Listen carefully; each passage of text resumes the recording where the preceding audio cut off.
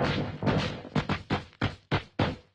back, everyone, to the Dirt X podcast presented by Diecast Deals, episode 3.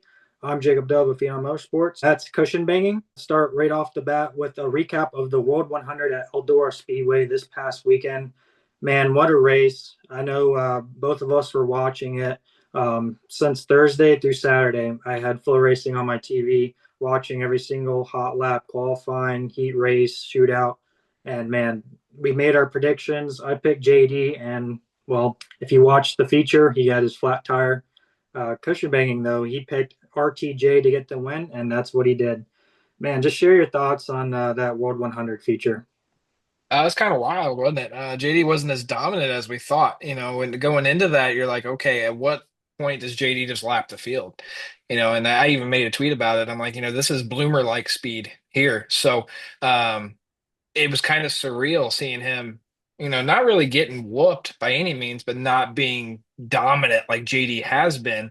Could be saving, could be doing whatever. And then he had that flat. Well, then they showed a picture of that tire and it wasn't scorched. I mean, he definitely had some meat on the bone there for sure.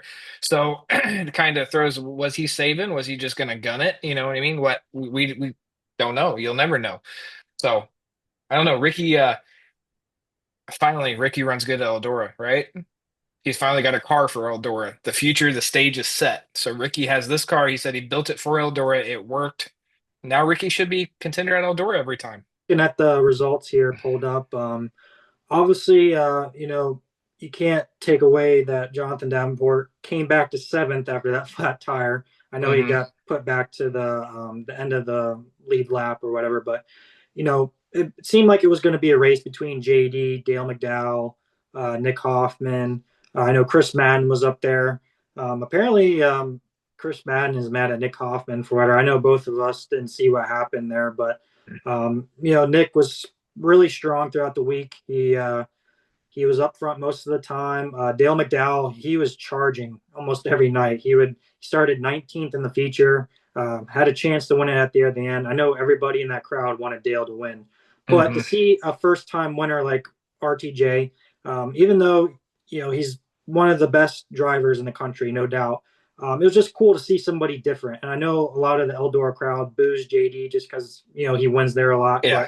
and they boo RTJ just because he wins a lot too. But I think the crowd was won over that RTJ hasn't been the best at Eldora, and then he goes here and he finally gets that crown jewel win at Hmm. Eldora.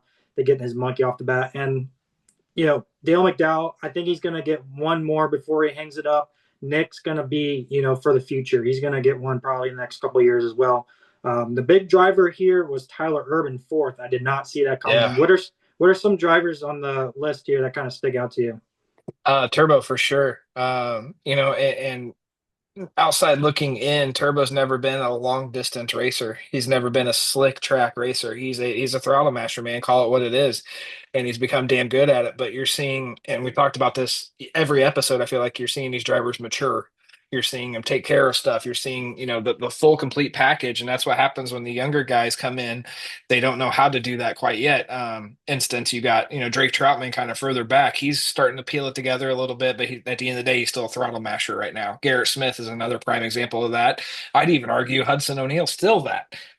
So you're seeing hopefully a mature Turbo coming with the same talent, the same package and everything else, but the driver changes a little bit for these longer distance. I'm happy to see Turbo in 4th, especially with that wrap scheme and everything else he did. So I know he was begging for a podium, for sure. I think everybody was there. So he's definitely the unsung hero in my eyes. Gustin, not far off. He put together a really solid weekend. I mean, obviously you got the top finishing Rocket, you got the top finishing Infinity right there. So for Turbo to beat out Brandon in the Rocket House car, and let's face it, it's Brandon fucking Shepard. So for him to outdo Brandon at Eldora is impressive. I'm glad you mentioned about Gustin too, because watching that feature, I was like, holy shit, like, Brian Gustin coming out of nowhere and he's running Hmm. third. Like, he might have a shot here, and nobody even had Gustin on their radar as being a contender for the feature. So yeah, definitely a surprise there. Chris Ferguson usually runs pretty good at Eldora, so he had a solid 8th place finish. I know a lot of people are talking about Bobby Pierce here finishing 9th. He barely made the show there in that or he didn't make it in the heat race. He had to run his way through the B main. Barely got by Kyle Brunson just to get in the show. Obviously, started 27th, drove up to ninth, but I know a lot of people had Bobby as being contender in the Yeah. top three. So there's a running rumor, and I want to get we got to get one of these Longhorn guys on here to verify this. I don't really care who it is at this point, but from what everybody's telling me, those Longhorns, they have a lifespan. Okay. And when you go in and you abuse them or you race them hard or whatever, the geometry tends to come off. And even out of the box, when people were buying them, they're saying, hey, you're either getting a good one or you're getting a bad one. And you'll see like Bobby, when he did the throwback scheme, raced it for 1, 2 races after, scrapped it, went back to the old car, and all of a sudden Bobby's back. Same thing happened with Ricky. Start of the year or into last year, I can't remember which one, but he was struggling. Okay, they junked that car, got a new one. All of a sudden, Ricky's back. So it kind of holds true in eyes, but I want to talk to one of them to see if that's really the issue because it only seems like they're struggling whenever that happens, and all of a sudden they built a brand new car or what have you, or even go, work on the backup car and come back, and all of a sudden they're back. So it's a conspiracy theory at this point, but makes sense. People that had a bad weekend in my eyes after winning the prelim, Bronson struggled. That was surprising to me. I thought, he finally got a handle on it. Um, Obviously was not the case, so you hate to see that. And another person that struggled is kind of an Eldora gatekeeper in my eyes, Trent Ivy, the little head doctor or what a headbanger, whatever they call him. Cool dude, met him a few times, but he's always ran good at Eldora. He's one of them regional guys that's always in contention at Eldora, and he struggled this weekend too. On the flip side of that, let me get my notes back here. People I view that have a good weekend that might not have the A feature results. Joseph Joyner taking over Spencer Hughes's ride looked great. He looked phenomenal in that car. I think he damn near won a prelim, and I did no, he got beat for his heat win, didn't he? He got like last Yeah, lap or something. yeah, But overall, I mean, he had solid speed all weekend. Mitchell, the hell's his first name? Zach. Yeah, I was gonna say Ethan. Why the hell did I say Ethan? That's stupid. Zach Mitchell. I'm starting to like this cat. He ran a few summer Nats races, won 2 or 3 of them, I think, or something like that. Starting to throw his hat in the ring a little bit, saying he can box. So I'm liking this kid. I like the way he drives. I like the way he takes care of stuff, and he's throwing his hat in the ring for almost any event. Had a great Eldora. He got kind of. I just rewatched the Heat when I was eating dinner. He got kind of, I don't want to say a dirty slider by any means, but he was on the brakes to avoid Dotson. And at the same time, the air came off, and then he pushed over the cushion while on the brakes and couldn't get the car refired. So kind of sucks in that. But and then Carson Ferguson, kid really impressed me on Eldora. So he's another one that I hope that we see, come full package and come together here soon. I think he's, let's face it, he's in the best equipment that money can buy probably in the Paler ride. So I he's got to start performing soon. I mean, I know he's somehow family to them or close friends or whatever it might be, but he's got to start doing something. I think he is. Yeah, and piggybacking off of that, another driver that I kind of wanted to mention, finishing 12th there in the feature was Corey Hedgecock. Obviously, Yeah. on the prelim night, he finishes third, which kind of was, nobody was really paying attention to that 23 V car until you're like, holy crap, Corey Yeah. Hedgecock got a podium. He had a good This last year run too, didn't he? Or Dream or World, one of the two. Yeah, he's been solid for another regional driver, and then goes to Hmm. Eldora with the big boys, and then shows up with a Longhorn. I know that was a big topic out there about he's got his Yeah. BMF chassis, and then out of nowhere Viper Motorsports gives him a Longhorn chassis to go play around with, which is nice. So yeah, seems like he hops in a Longhorn and did a really good job on his prelim. Had a solid Saturday night show Yeah. there, finishing 12th. I think this might be a good pairing moving forward. I don't know what he does with his BMF race cars, but you got to just go with what the momentum takes you. And then moving down to 14th, Devin Moran was kind of, I don't want to say super disappointed. When a Moran shows up to Eldora, you expect them to be up there competing for the win, and just wasn't Devin's weekend. I know he said Yeah. that he was just happy that he had one car in one piece. Yeah. I mean, circling back to Corey Hedgecock, I mean, I think there's some silly season rumors going around about that, right?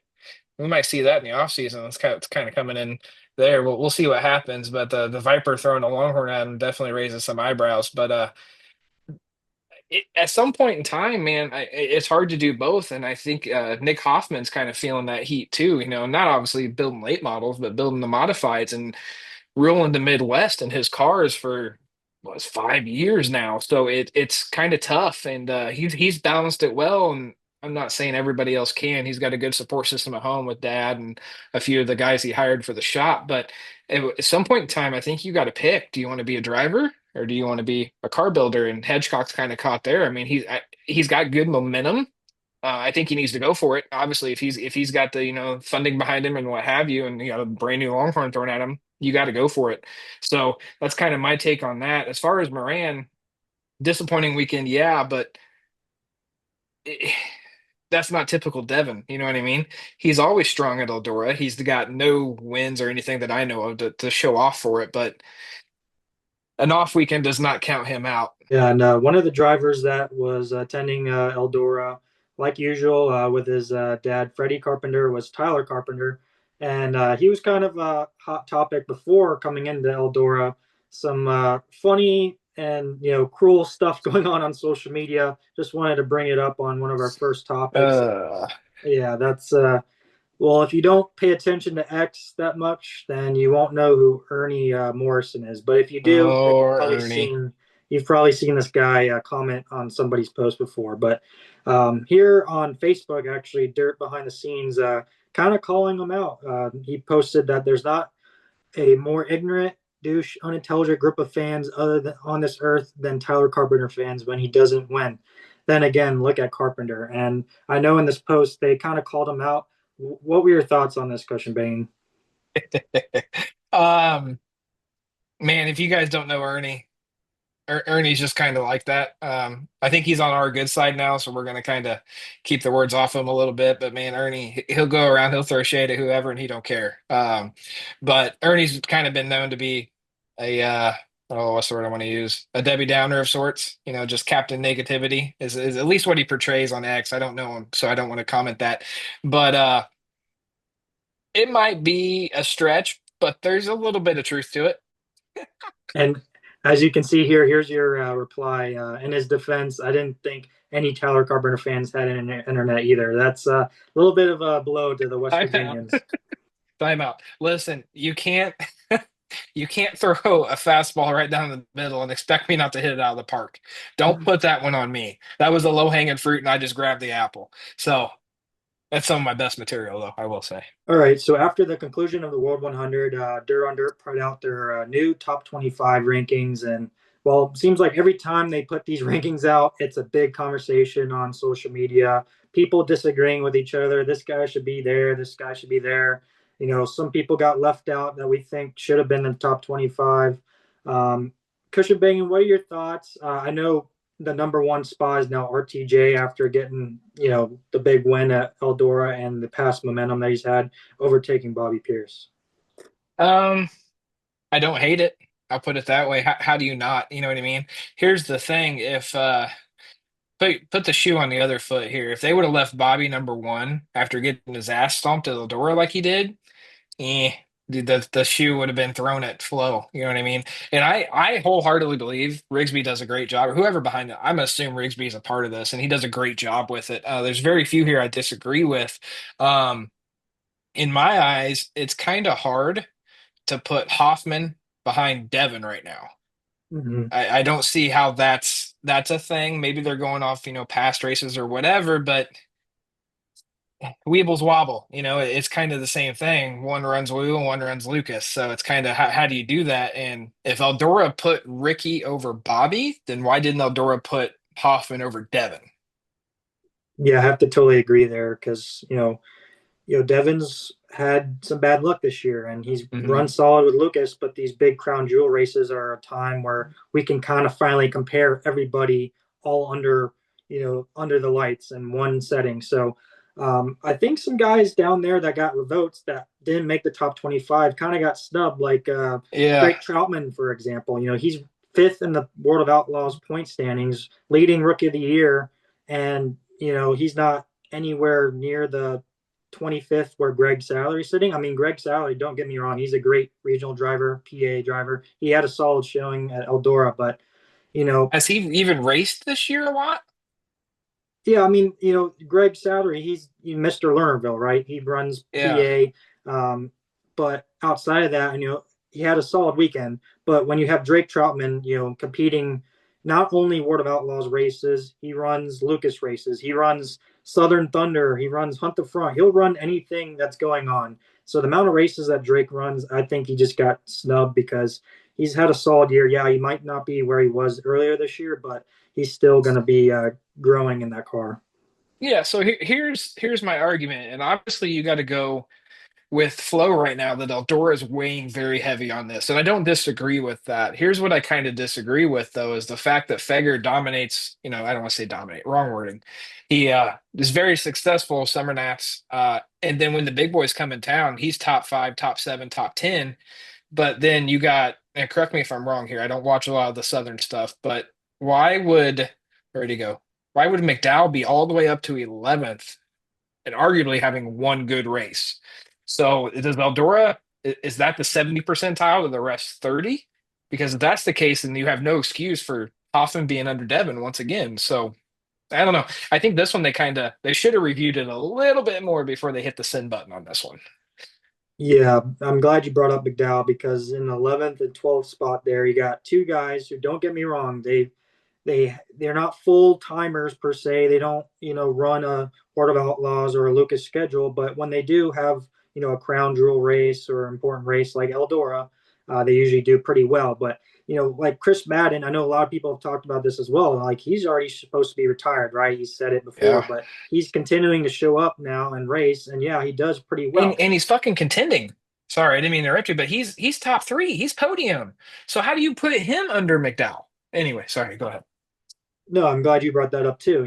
It's kind of hard to rank these guys that are full timers and kind of these almost crown jewel ringers that show up, have a lot of experience, and know they can Right, race with the type of right. notebook that they have. So yeah, definitely keep an eye on this list. I know a lot of people are arguing over in the comments about it. I think it's just a fun way to kind of compare and contrast these guys and where they're at right now in their season. I just noticed this. There's a three-way tie for 19. How the fuck Yeah. does that work? All right. Anyway, let's Yeah. move on, or we'll sit and talk about that all fucking day. So moving on to some sprint car stuff for the people who keep up with it. Right before the World 100 started last week, on Thursday night to be exact, I opened my phone and my mouth dropped. I think I almost had a heart attack. I didn't know how to act or explain what was happening, but I almost didn't want it to think it was real because, well, they posted from the Stenhouse Jr. Marshall Racing Instagram and social media pages posted that them and Sheldon Haudenschild, who were together for quite some time now, almost 8 years, were parting ways. And well, if you follow sprint cars, Sheldon and the NOS 17 car are very iconic with the World of Outlaws. NOS has put a lot of money into not only sprint car racing but just racing in general. And Sheldon was a young talent coming up. Trying to follow in his fat dad's footsteps with Jack. And it was kind of come as a shocker. I mean, he hasn't had the best results these past couple of years, but, it just seemed like this was type of a pairing that would just seem like it would last forever. But, we've seen guys like Donnie Schatz get the boot from Tony Stewart. A lot of stuff going on the sprint car scene. What are your thoughts on this, CushnBangn? So I think this one's a little bit different than the shots one for me. And once again, full disclaimer, I'm not a sprint car guy. Push and flips are not my thing. Fenders are my thing. I leave push and flips to my better half here. But just from the limited knowledge that I know, Shots was severely underperforming in that car. And, Tony came out after the fact and said it best in my eyes. We've done everything to try and help Shots. New motor program, new crew chief, it went all down the list. This one's a little bit different to me. Sheldon's been running good. The few races I've tuned in, he's podium, and almost all of them had a chance to win one of them, and just didn't happen. So I don't know if this is underperformance. What I will say, and to start the conspiracy theory route, we'll hear a little bit. He got that fine. This is something stupid, $500 for punching the official or whatever the hell he did. Shook his helmet, broke his glasses, whatever. First thing and foremost, $500. That's whatever. That's bullshit. My speeding tickets sometimes are more than that, but.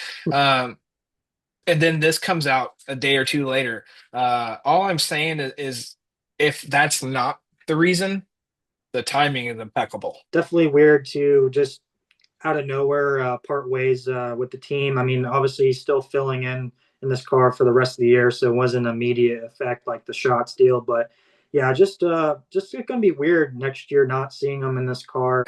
How do I want to word this? If Sheldon running the way he was the problem as a car owner, then what do you have in your back pocket that you think is going to be better? That's the other conspiracy theory route, right? Why are you booting an arguably, top, say top three guy in sprint cars altogether? It might be a little bit top five. It definitely, he's there. Who do you have that's going to be better than Sheldon right now? So once again, the timing's impeccable. And then what are we doing here? What's the long-term picture? And I think we're going to find out as soon as the season's done.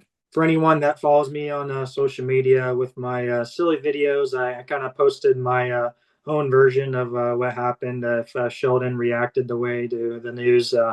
Obviously, nobody really knows behind the scenes what was said, what's going on, but I'm sure he has something lined up for next year because, it might do another domino effect. But on social media, I posted my funny video.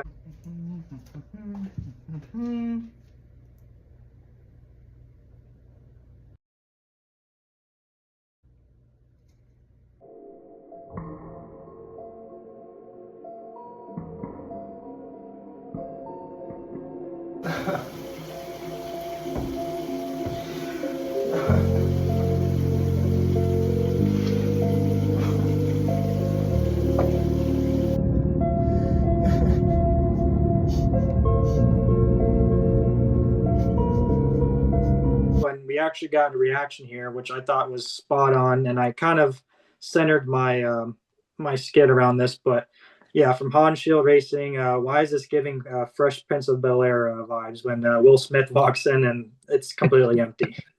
Moving on to sticking with the sprint car topic here, the World of Outlaws raced at Vado Speedway in New Mexico, and I just thought it was funny. I know the World of Outlaws posted this, but at the racetrack it says no crybabies allowed. And CushnBangn, I want your opinion. I think we should put this at every single racetrack in America.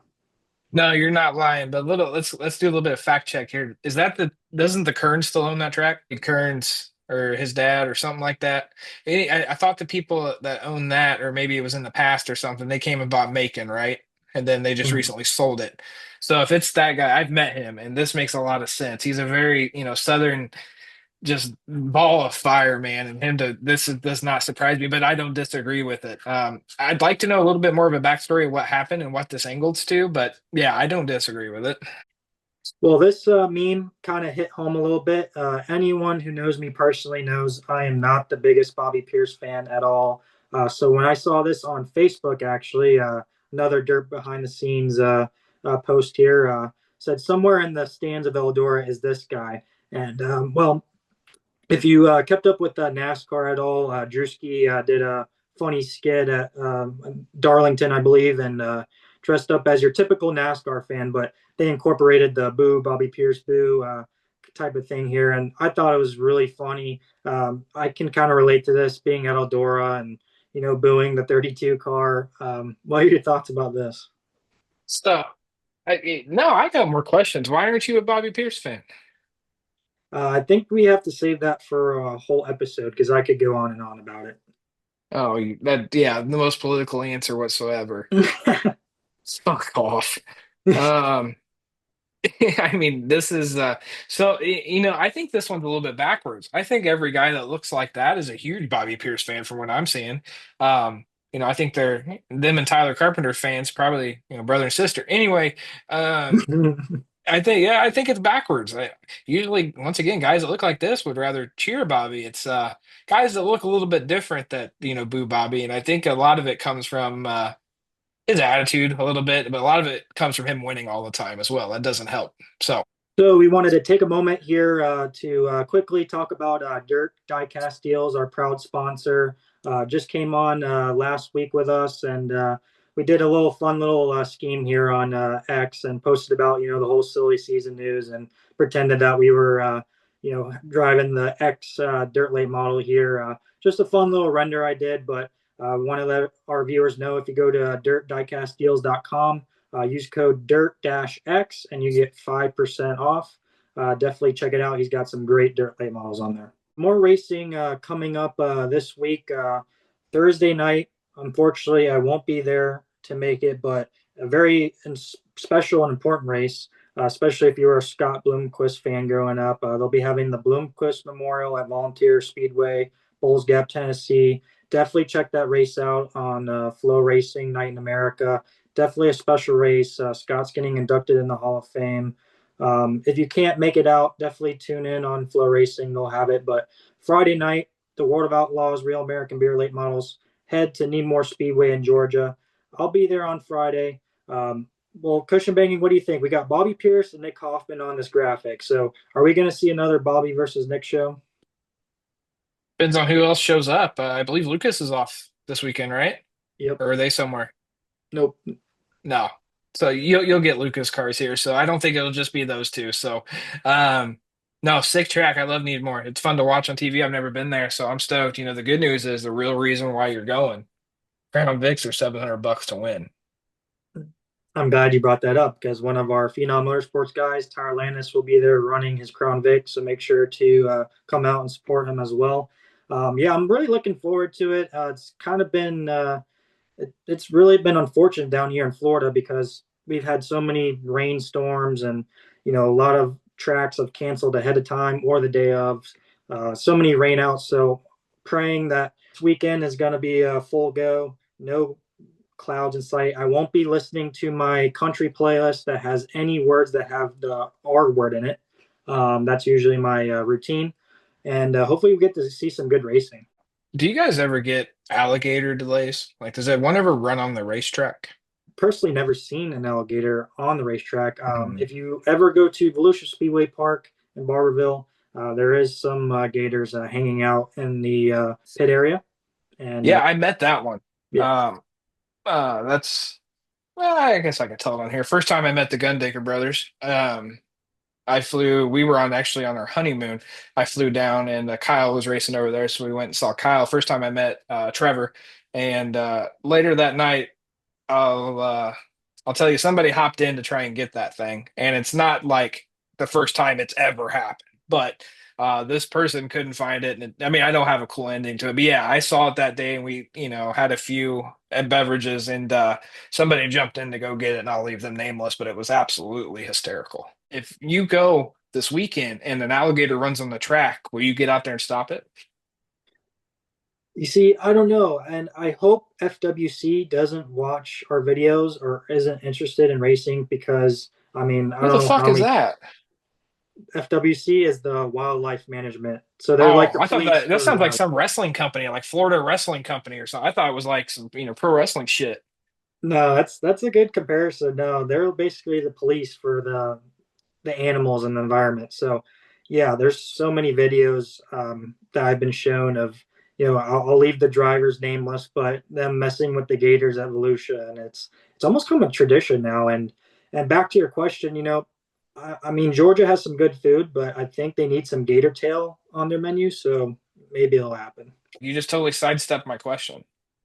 Yeah, let's wrangle it up. Let's put it on the menu. So gator comes running across there. I'm not talking a baby, all right? I'm talking like a full grown ass gator, and you're gonna go out there and Steve Irwin this fucking gator. For 8 feet long, might be second guessing myself. I don't want to end up like Chubbs from Happy Gilmore. I want to keep on my Hold on. limbs.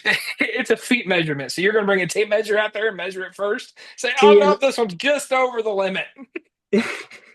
See, in Florida, we can kind of tell just gauging by size, looking at it from afar, how big they are. And yeah, you definitely want to grab it by the tail. I'll tell you that. Okay. Well, yeah, shave the mustache unless you're gonna catch that gator. Not happening. Well, We appreciate everyone for tuning in to our third episode of Dirt X podcast presented by Diecast Deals. Thanks again for tuning in. Make sure to like, subscribe, leave us a comment, tag us on your funny memes. I know CushnBangn is going to be trying to cook up some more meme daddies. Thanks for watching, and we'll see you guys on the next one.